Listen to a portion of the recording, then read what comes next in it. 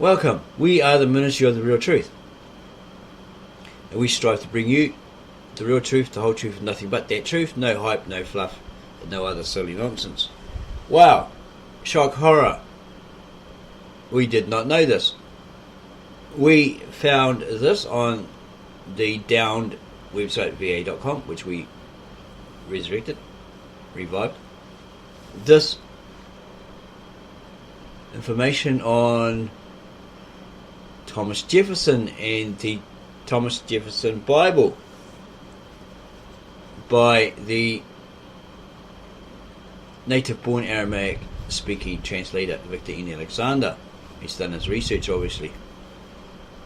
And he states here, if you start with a translation of the Bible from the Greek and Latin tradition of Christianity and quote a selection of verses from various books of the Old and New Testaments, you can prove just about any theological doctrine you may wish. Here is a picture of the Thomas Jefferson Bible. He literally cut it up with a blade. For example, he thought the story of the raising of Lazarus from the dead in the scriptures was ridiculous, so he cut it out. If you do not believe that Yeshua Mashiach, Jesus the Messiah, raised Lazarus from the dead, that was a Mary's brother or somebody like that, right? He'd been in the grave 3 or 4 days, started to smell, all that sort of stuff. Then how are you going to believe the story of the resurrection of Yeshua Mashiach or Jesus the Messiah? And here it says below is the link where you can read about the Smithsonian publishing of the Thomas Jefferson Bible. We're not too sure if that actually comes up. We did click on a previous link and it didn't give us that, so that's why we came to this one. The problem with Protestant Christianity is that whenever a doctrine does not sound reasonable according to the individual interpreting the Bible, you are allowed to skip it or explain it in a different way. For example, if someone does not believe in the Trinity, they find an assortment of verses from the various books of the Bible translated from the Greek New Testament and the Septuagint Old Testament, and they draw the conclusion that the Trinity is a false doctrine. When you pick and choose verses from various books of mistranslated Bibles, there is no telling what you may come up with. Again, when you pick and choose verses from various books of mistranslated Bibles, there is no telling what you may come up with. This is the major problem that Victor N. Alexander, the translator, native-born Aramaic-speaking translator from Bet Narain or Mesopotamia, Syria, he's been learning that language or whatever most of his life, all of his life, and he spent about 20 or more years translating the original ancient, very Old Testament and New Testament manuscripts from the Church of the East, the Apostolic Orthodox Catholic etc. Church of the East, the original church founded by Thomas Ari, probably had some help from Peter, Bartholomew, etc. And this church today is a revival of that old ancient church.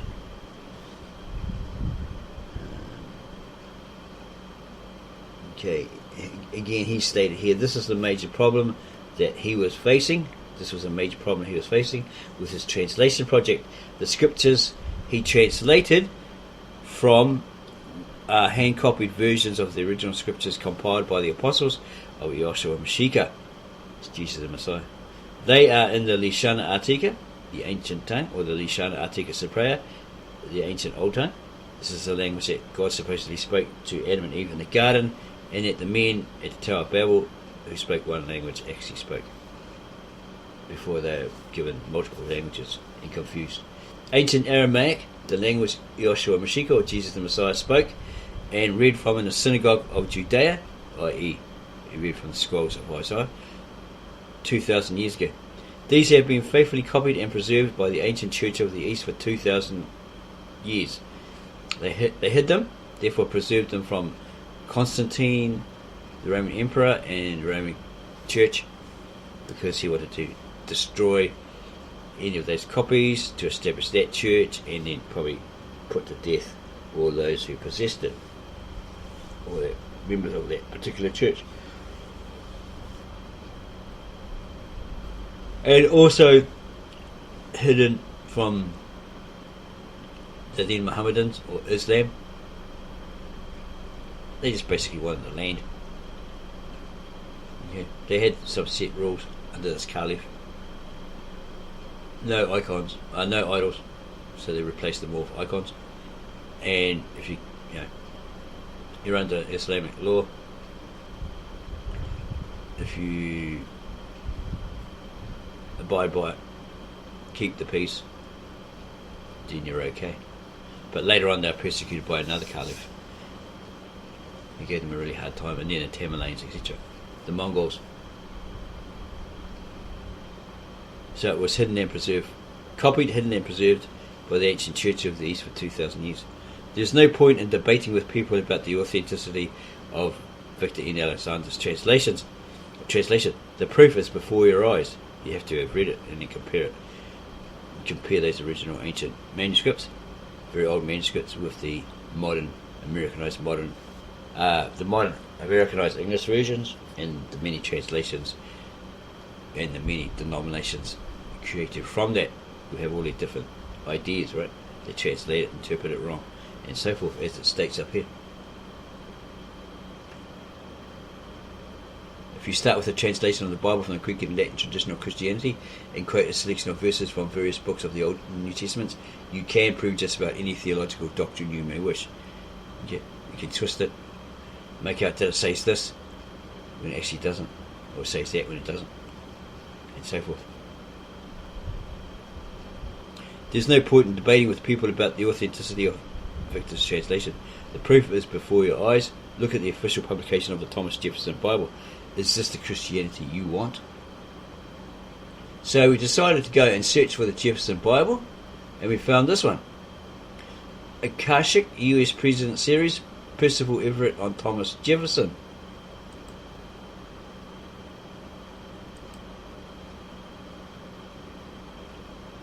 And Akashic Books presented a thought-provoking series of early writings from United States presidents, starting with George Washington and moving chronologically forward to John Adams, Thomas Jefferson in this volume, and beyond. Each slim book offers an introduction, or offered an introduction by a groundbreaking contemporary writer. This series was unlike any other presidential commentaries in print, and is characterized by a critical view that will provide a counterpoint to the more staid analyses that have traditionally accompanied presidential writings. Thomas Jefferson's original title page, The Life and Morals of Jesus of Nazareth, extracted textually from the Gospels in Greek, Latin, French and English. Contents page, introduction by Percival Everett, and so forth. Introduction.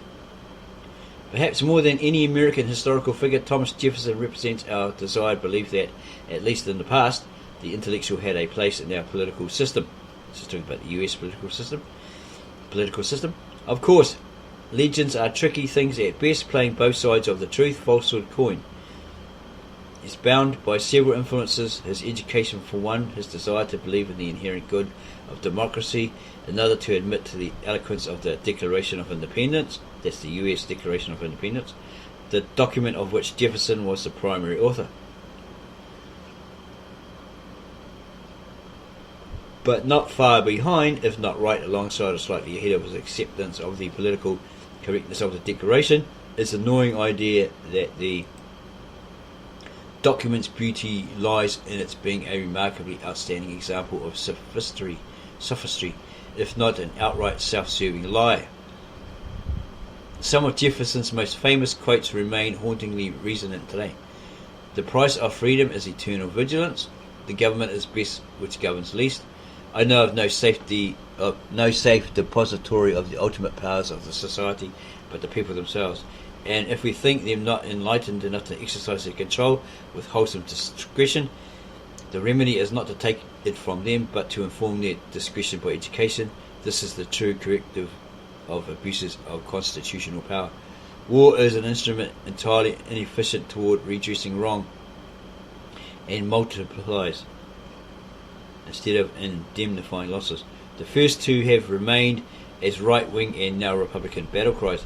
The second two are hardly mentioned, but it is no wonder that Jefferson is the founding father, so beloved and frequently quoted by the armed hideaways and the hooded American extremists. Jefferson remains impressive as someone interested and engaged in the world.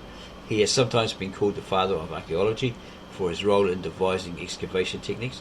Instead of haphazardly digging straight down until something was uncovered, he instead insisted on cutting a wedge out of the Indian burial mound he was desecrating. This allowed him to walk into the site and observe the disturbed remains without having to bend over. A wine lover, a gourmet, a thinker, he was strongly influenced by the Enlightenment, and so he approached the world with a scientific eye, a desire, a need to present his beliefs with the benefit and support of so-called reason and scientific method. Jefferson's recasting of the four Gospels of the New Testament, the Jefferson Bible, completed in 1819, was an interesting, or not, bit of play, intellectualism. Many claim his, quote, translation, unquote, amounts to little more than a paraphrasing of the parts of the Bible with which he agreed. In fact, a glance at the Geneva Bible of 1557, the Reims Bible of 1582, and the Anglican Authorized Version of 1611, along with, of course, the King James Bible, might lead one to agree with this assertion. Still, he took it upon himself to do it, whatever it was he did. He decided that the rules of the club to which he wished to belong were not the rules he wanted to play. So instead of changing clubs, he changed the rule book by literally cutting and pasting together only the sections that he found relevant to his interpretation, as we have shown here with Victor Alexander's information on that. He thought the raising of Lazarus story was ridiculous, so he cut it out. There's the evidence there.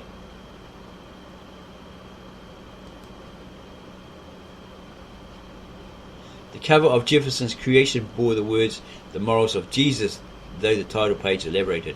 The life and morals of Jesus of Nazareth were extracted textually from the Gospels in Greek, Latin, French and English.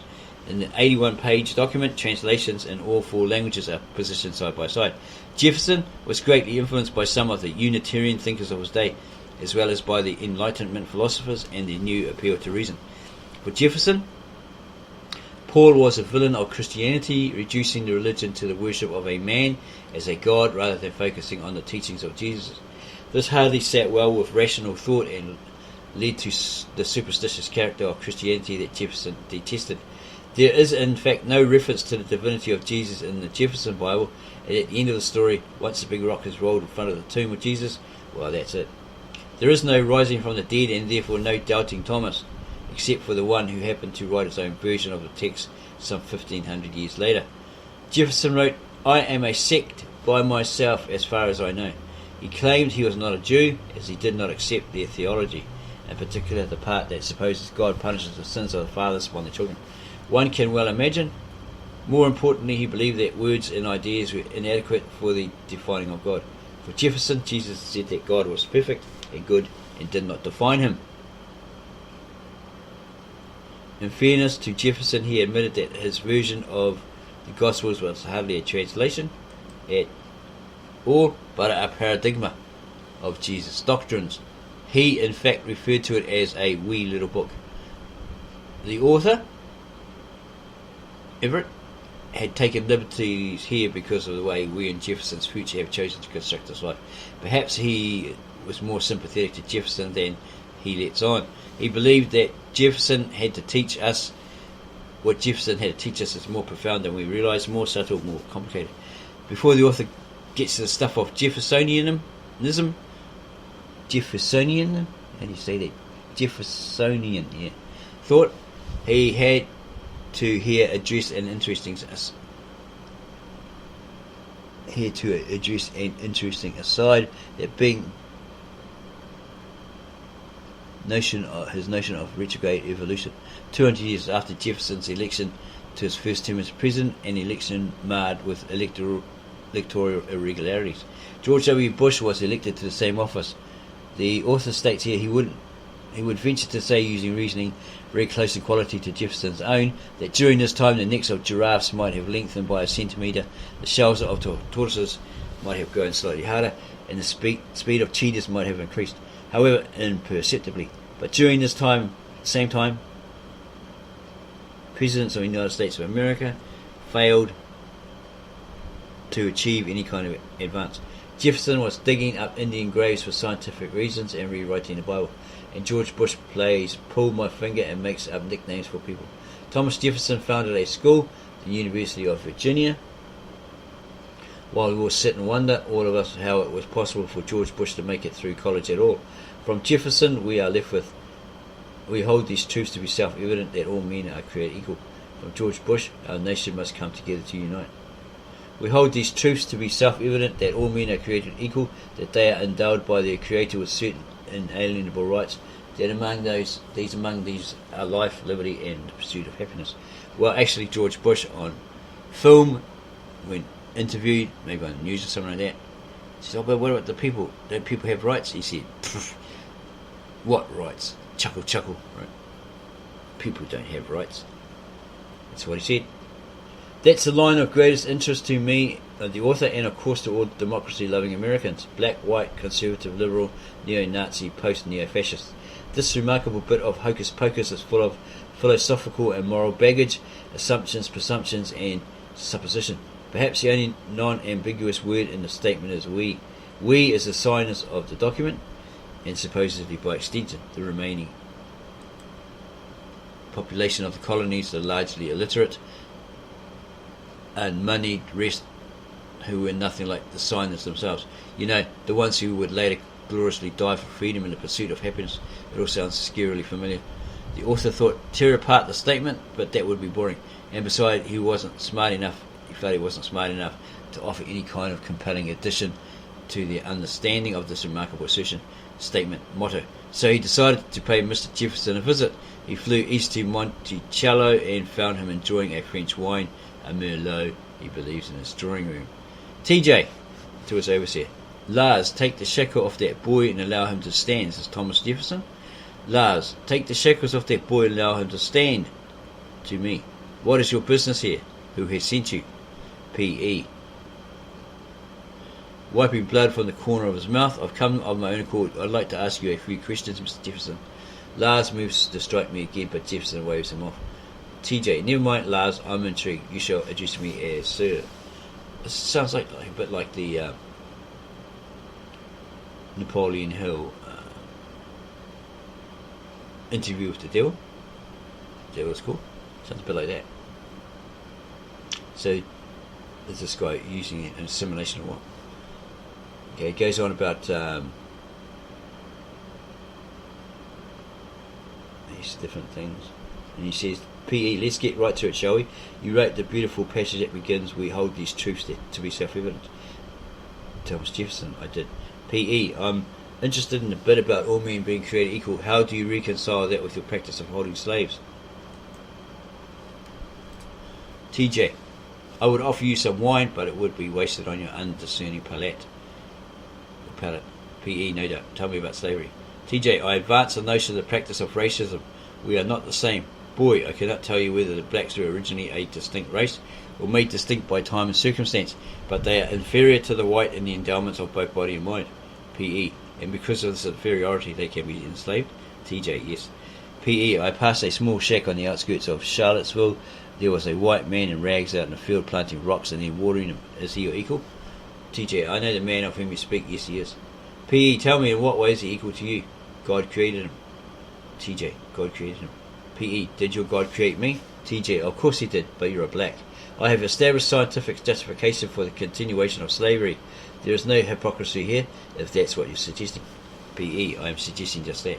TJ, you see, the black is by nature not like other men. P.E., how so? TJ, well, you are all black, for one thing. P.E., there is a range of colour among white people as well. Is lighter inherently better? Sounds like he's very racist here. This, Thomas Jefferson. TJ, don't you think so? Consider this. The difference in colour might be merely in the skin, or it may emanate up to the surface from the blood, from the bile, which is no doubt black, or as this is the notion I'm most drawn to, it may be a secretion. But whatever the reason for the colour, it is fixed to nature. Nature fixes things for a reason. P.E., like hair colour?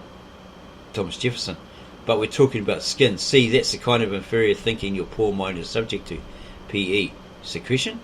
TJ, it makes sense, doesn't it? That's why you blacks have that objectionable odour, the secretion in underactive kidneys and overactive sweat glands. PE, you don't think hard labour for hours in the sun might contribute to sweating and perhaps some odour? TJ, to some degree, of course. PE, scientific. How have you determined that blacks have underactive kidneys? TJ, just watch them.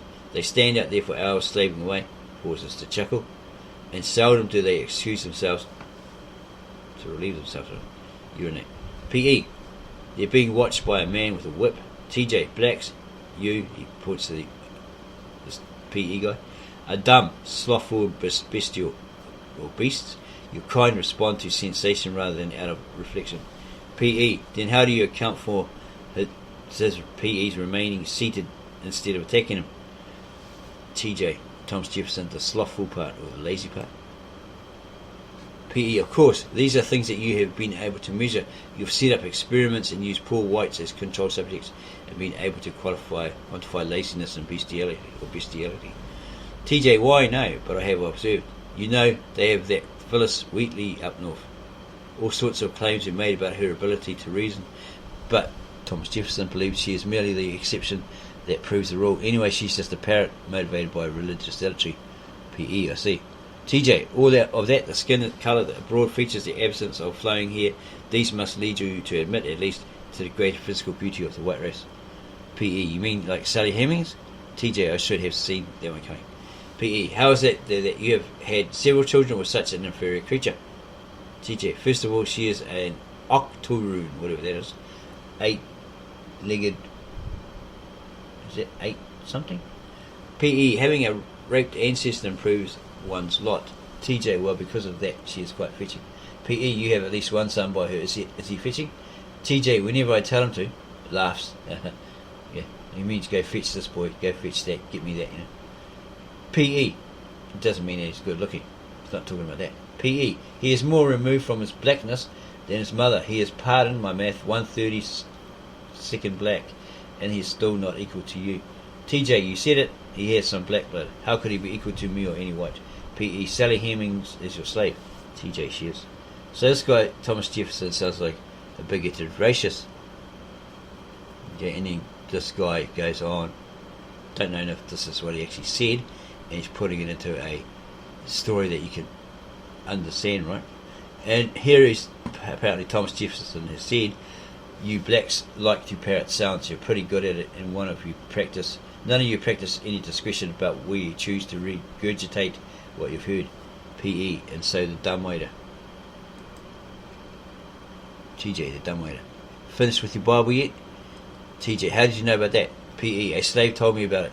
But anyway, you know there are those who claim that it's very generous to call your Bible a translation. TJ, is that so? PE, I've heard that it's more or less a paraphrase of the parts you agree with. I think the implication is that your Greek isn't good enough to actually translate the Gospels. I hear you're fond of the parables.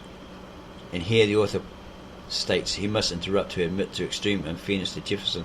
He has already discussed Jefferson's depreciation regarding his wee text, but this is the author's introduction and he can do what he wants. TJ, Thomas Jefferson, visibly disturbed. Who has suggested this to you? PE, if I told you, you wouldn't believe me. So what's the problem you have with Jesus and Paul and the gang? TJ, that Paul screwed it all up by making the religion about Jesus. PE, in your Bible you never admit to the deity of Christ. You never mention the virgin birth and there are no miracles. I mean, the old boy doesn't even rise from the dead. What gives? TJ, I tell you what gives. The teachings of Jesus are well worth remembering, but the rest of it is superstition. That's why we have such priestcraft and this abundance of dogma. PE, you have trouble with dogma? TJ, I do. PE, and with untested supposition. TJ, I do. PE, okay, well, I want to thank you for your time, and if you don't mind, I'll see myself out. TJ, Lars, this guy that's put the young boy in chains or whatever, and being cruel to him. The sadness is this, in spite of that fact that Thomas Jefferson was an intellectual in his time and was so beautifully shaped in his thinking by the Enlightenment, he still practiced and perhaps set in motion the duplicity that marks American political posturing, thought and action. The one trait that has remained constant from Jefferson to Bush is convenient thinking. The author accuses himself here of being indulgent and gratuitous in his depiction of Jefferson. So it's a depiction of Thomas Jefferson, right, from his writings or his Bible or whatever. But he has not been untruthful, nor has he thinks unfair, or has thought unfair. Jefferson's notions of racial difference shaped American racial attitudes, and he helped this country, or the US, justify racism by coughing up the word scientific. The author only asks that you read Jefferson's writings with an eye to what he wanted to achieve, appreciating all the while that he often wrote well. So the author has shamelessly used this opportunity to make some kind of political statement, though even he is at a loss to coherently restate it. Jefferson's paradigma of the Gospels is what it is. Interesting, not so much for the talent it took to do it, or even for the quality of the writing, but for the fact that he took the time to do it at all. Regardless of one's assessment, however, the work is a product of an individual who sought a level of intellectual engagement with the world that we cannot imagine in our leaders today. Percival Everett, Moreno Valley, California, July 2004. Thomas Jefferson explained some of his perspectives on the Christian religion in the following letter to Dr. Benjamin Rush. Also included here are a syllabus Jefferson attached to the letter exploring the teachings of Jesus in a historical context, and a related letter that he sent to William Short 17 years later, after he had completed his version of the four Gospels. Washington, April 21, 1803. Dear Sir, in some of the delightful conversations with you in the evenings of 1798 to 99, and which served as an anodyne to the afflictions of the crisis which our country was in labouring, the Christian religion was sometimes our topic, and I then promised you, Thomas Jefferson promised him, that one day or other he would give him his views of it. They are the result of a life of inquiry and reflection, and very different from that anti-Christian system imputed onto Thomas Jefferson by those who know nothing of his opinions in that era. To the corruptions of Christianity he is indeed opposed, but not to the genuine precepts of Jesus himself. He is a Christian, he claimed himself a Christian, or stated he was Christian, in the only sense in which he wished anyone to be, sincerely attached to his doctrines of preference to all others, ascribing to himself every human excellence, and believing he never claimed any other. At the short interval since these conversations, which Thomas Jefferson could justifiably abstract from his mind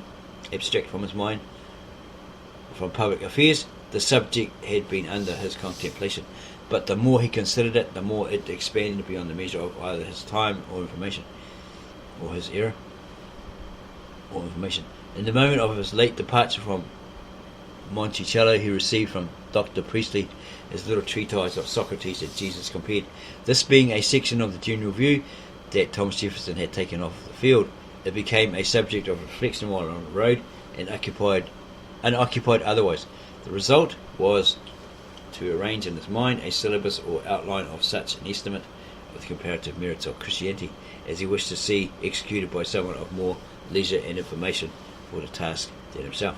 This he now, at that time, sent him as the only discharge of his promise he could probably ever execute. And in confiding to this person, he knew that it would not be exposed to the malignant perversions of those who make every word from Thomas Jefferson a text for new misrepresentations and calumnies. He was moreover averse to the communication of his religious tenets to the public, because it would countenance the presumption of those who have endeavoured to draw them before that tribunal, and to seduce public opinion to erect itself into that inquisition over the rights of conscience which the laws have so justly prescribed. It behooves every man who values liberty of conscience for himself to resist invasions of it in the case of others, or their case may, by change of circumstances, become his own.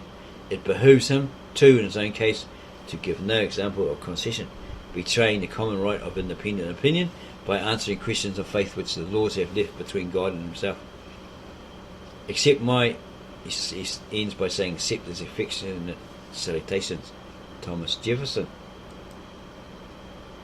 Syllabus of an estimate of the merit of the doctrines of Jesus compared with those of others, by Thomas Jefferson. In a comparative view of the ethics of the enlightened nations of antiquity, of the Jews and of Jesus, no notice should be taken of the corruptions of reason among the ancients, to wit, the idolatry and superstition of the vulgar, nor of the corruption of Christianity by the learned among its professors. Let a just view be taken of the moral principles inculcated by the most esteemed of the sects of ancient philosophy, or of their individuals, particularly Pythagoras, Socrates, Epicurus, Cicero, Epictetus, Seneca, Antoninus. 1. Philosophers. 1. Their precepts related chiefly to ourselves and the government of those passions which, unrestrained, would disturb our tranquillity of mind. See footnote below. In this branch of philosophy that were really great. 2. In developing our duties to others, they were short and effective. They embraced indeed the circles of kindred and friends, and inculcated patriotism, or the love of our country in the aggregate, as a primary obligation. Towards our neighbours and countrymen they taught justice, but scarcely viewed them as within the circle of benevolence. Still less have they inculcated peace, charity and love to our fellow men, or embraced with benevolence the whole family of mankind. 2. Jews. 1. Their system was deism, that is the belief in one only God, or deity, but the ideas of him and of his attributes were degrading and injurious. That's what Thomas Jefferson here is saying. 2. The ethics were not only imperfect, but often irreconcilable with the sound of dictates of reason and morality, as they respect intercourse with those around us, and repulsive and antisocial as respecting other nations. They needed reformation, therefore, in an eminent degree. 3. Jesus. In this state of things among the Jews, Jesus appeared.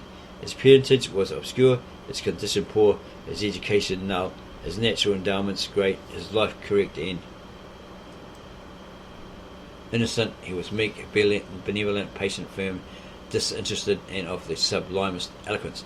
The disadvantages under which his doctrines appear are remarkable. 1. Like Socrates and Epictetus, he wrote nothing himself. 2. But he had not, like them, a Xenophon or an Arian to write for him. As Thomas Jefferson here states, I name not Plato, who only used the name of Socrates to cover the whimsies of his own brain. On the contrary, all the learned of his country, entrenched in its power and riches, were opposed to him, lest his labours should undermine their advantages, and the committing to writing his life and doctrines fell on unlettered and ignorant men, who wrote too from memory and not too long after the transactions had passed. 3. According to the ordinary fate of those who attempt to enlighten and reform mankind, he fell an early victim to the jealousy and combination of the altar and the throne at about 33 years of age. His reason having not yet attained the maximum of its energy, nor the course of his preaching, which was but of 3 years at most, presented occasions for developing a complete system of morals. 4. Hence the doctrines he really delivered were defective as a whole, and fragments only of what he did deliver have come to us mutilated, misstated, and often unintelligible. 5. They have been still more disfigured by the corruptions of schismatizing or schisms. Scheming followers, right? Those with a schism, who have found an interest in sophisticating and perverting the simple doctrines he taught, by engrafting on them the mysticisms of a Grecian sophist, frittering them into subtleties, and obscuring them with jargon until they have caused good men to reject the whole in disgust, and to view Jesus himself as an impostor. Notwithstanding these disadvantages, a system of morals is presented to us which, if filled up in the style and spirit of the rich fragments he left us, would be the most perfect and sublime that has ever been taught by man. The question of his being a member of the Godhead, or in direct communication with it, claimed for him by some of his followers and denied by others, is foreign to the present view, which is merely an estimate of the intrinsic merits of his doctrines. 1. He corrected the deism of the Jews, or they believed in just the one God, confirming them in their belief of only one God, and giving them just the notions of his attributes in the government. 2. His moral doctrines relating to kindreds and friends were more pure and perfect than those of the most correct of the philosophers, and greatly more so than of the Jews, those of the Jews. And they went far beyond both in inculcating universal philanthropy, not only to kindred and friends, to neighbours and countrymen, but to all mankind, gathering all into one family under the bonds of love, charity, peace, common wants and common aids. A development of this head will evince the peculiar superiority of the system of Jesus over all others. And then he's got more information here. Claims Jefferson's footnote. To explain all, the author would exhibit the heads of Seneca's and Cicero's philosophical works, the most extensive of any we have received from the ancients.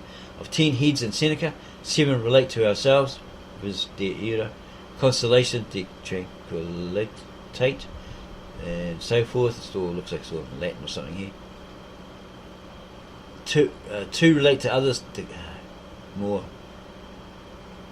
Latin here, De Clementiam, De Benefices, and one relates to the government of the world, De Providentia. Of 11 tracts of Cicero, 5 respect ourselves, is De blah blah blah blah. Yeah. Make watch all of that. Letter to William Short.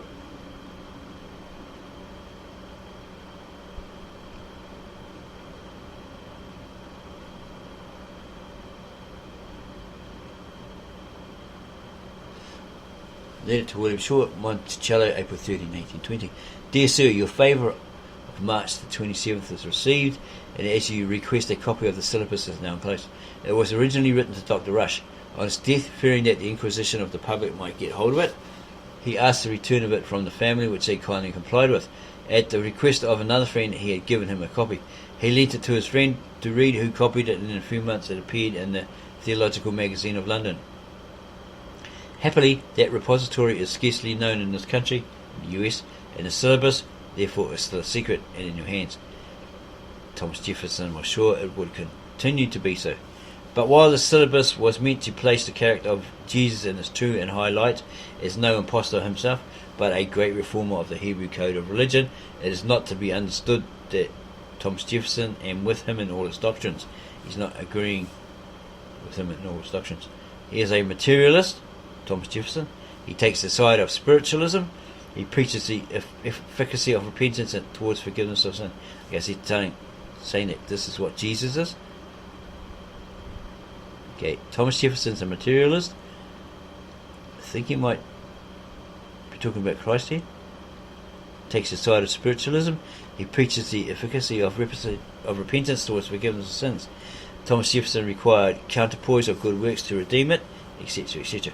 It is the innocence of his character, the purity and sublimity of his moral precepts, the eloquence of his inculcations, the beauty of the apologues which he conveys him, that Thomas Jefferson so much admired, sometimes indeed needing indulgence to Eastern hyperbalism.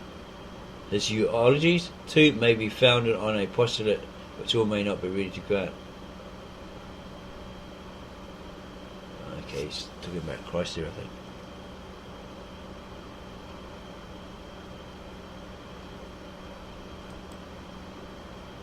The Jefferson Bible, the life and morals of Jesus of Nazareth, extracted textually from the Gospels, compiled by Thomas Jefferson.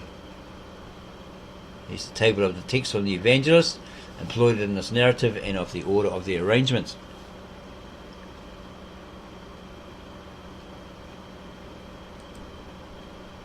The life and morals of Jesus of Nazareth, extracted textually from the Gospels. L2, the Roman Empire taxed. Just going through the scriptures here.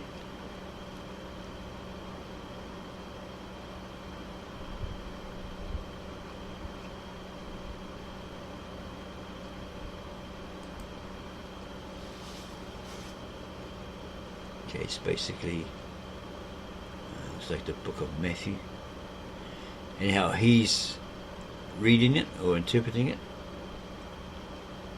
or sees it.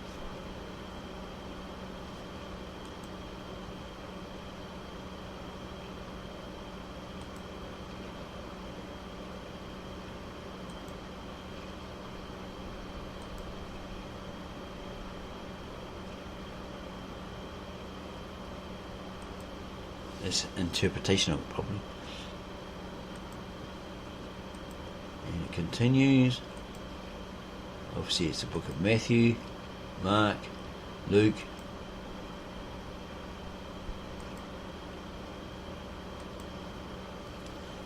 This is that John 7. After these things Jesus walked in Galilee, for he would not walk in Jewry, because the Jews sought to kill him. So is he like changing scripture here?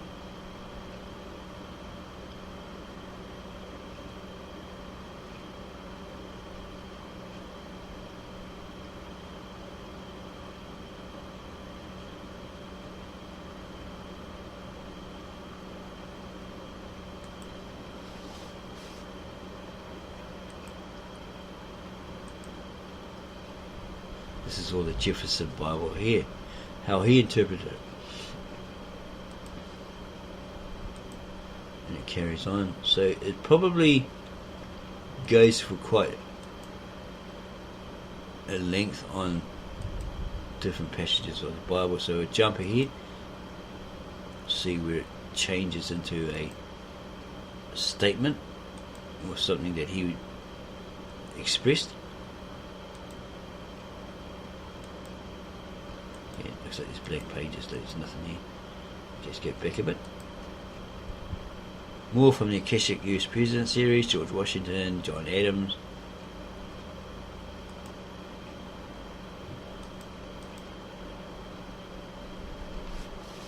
And on the back cover here it says, completed in 1819, Thomas Jefferson's revision of the Bible's 4 Gospels, which he literally cut and pasted together, is presented here in its entirety with an introduction by award-winning novelist Percival Everett. Unable to fully resolve the contradictions of the third president's moral code and religious preoccupations, Everett imagines a trip, imagine a trip east to Monticello to challenge Jefferson directly.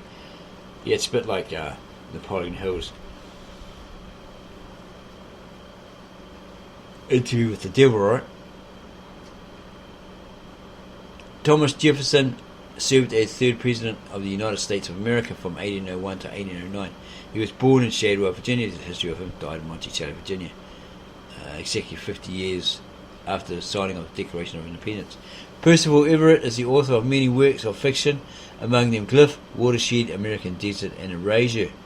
I think there was a movie which won the Hurston Wright Legacy Award. He is also the co-author of a recent novel, A History of the African American People, proposed by Strom Thurmond, as told to Percival Everett and James Kincaid, a novel which ruffled many Confederate feathers. Publishers Weekly had written Percival Everett's talent is multifaceted, sparked by a satiric brilliance that could place him alongside Richard Wright and Ralph Ellison. So yeah, that was little on that. So that's part 1 of that. We'll bring you part 2 of another book, supposedly the Thomas Jefferson Bible. We'll compare it and see what it says in that one.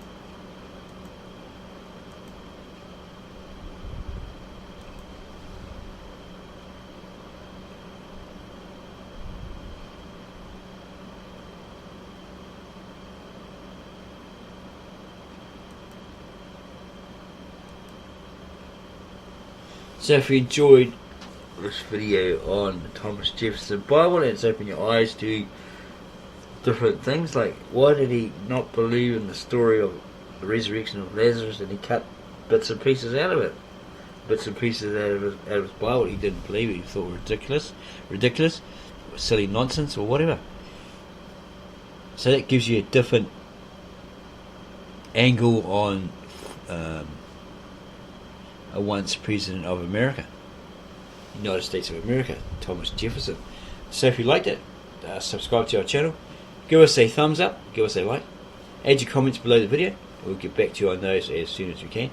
And then go share this information with all your family, friends, and others who may be disillusioned by what supposedly was written about Thomas Jefferson, how great he was and all this sort of stuff, when behind the scenes it looks like he was biased, racist, messed with the Bible, claimed to be a Christian but he didn't believe what was written in there entirely, and so forth. We may bring you, as we stated, part 2 to the Thomas Jefferson Bible.